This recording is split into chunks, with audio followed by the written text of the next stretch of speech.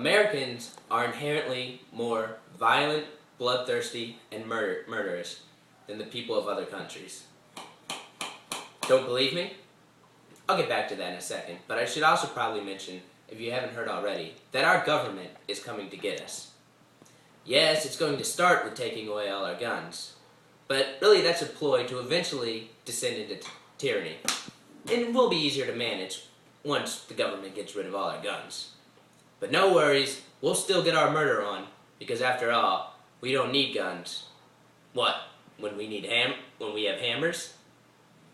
Or maybe, just maybe, Americans aren't inherently different than anyone else. And maybe, just maybe, when looking at the fact that of the 23 richest countries in the world, 80% of total gun murders come in the U.S., and 87% of children murdered in these 23 countries by guns happen in the U.S.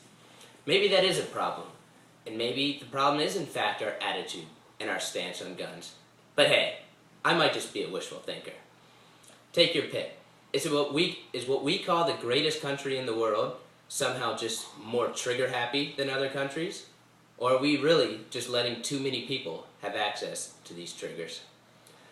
Maybe despite your feelings on any political stance with Obama, perhaps he's not really a looming dictator. Perhaps, even though the NRA is saying that Obama and the government is trying to take away all our guns, maybe they're really not. Maybe Wayne LaPierre, head of the NRA, is really, pardon my French, LaPierre. I guess I could take a look next on what Obama's proposed gun control legislation really says. And yes, upon taking a look, he does want to reinstore the assault weapon ban and restore the 10-round maximum on magazines. And there could be a legitimate argument against this. But a legitimate argument isn't that we need these to protect ourselves from a tyrannical government. I don't really want to speak in psycho-talk. Let's look at a couple facts at the time the Second Amendment was written. One, at the time, we were legitimately scared of a tyrannical government due to the fact we had just broken free from British rule. At the time, we also didn't have a standing army, which is something that kind of protects ourselves against that tyranny.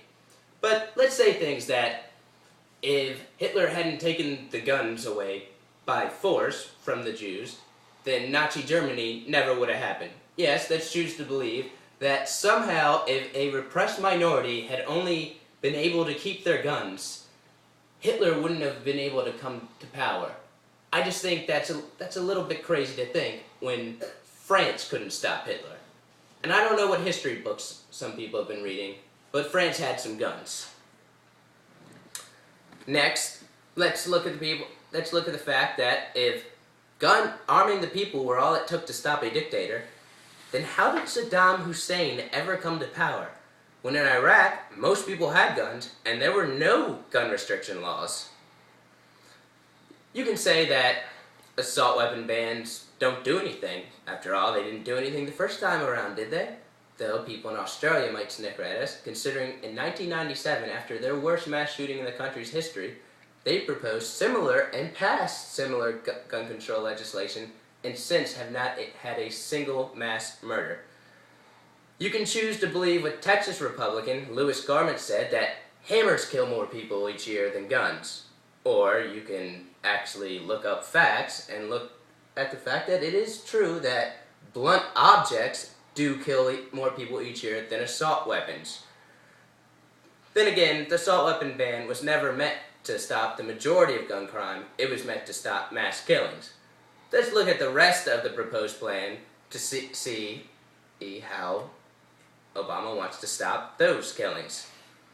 Such as requiring criminal background checks for all gun sales, considering 40% of guns purchased in this country are done without any background check, giving law enforcement additional tools to prevent and prosecute gun crime, making our schools safer with more school resource officers and school counselors, safer climates and better emergency response plans, and ensuring people could get the mental health treatment they need, and nominating a head of the ATF to go after the sale of illegal firearms, which makes up so many of the gun murders in this country. The NRA wants none of this. But I guess in the end it's up to you to decide. Yes, it is true that guns don't kill people, people kill people. But in the end, is the problem in our country with our guns? Or is the problem something much more sinister? Is the problem with our people?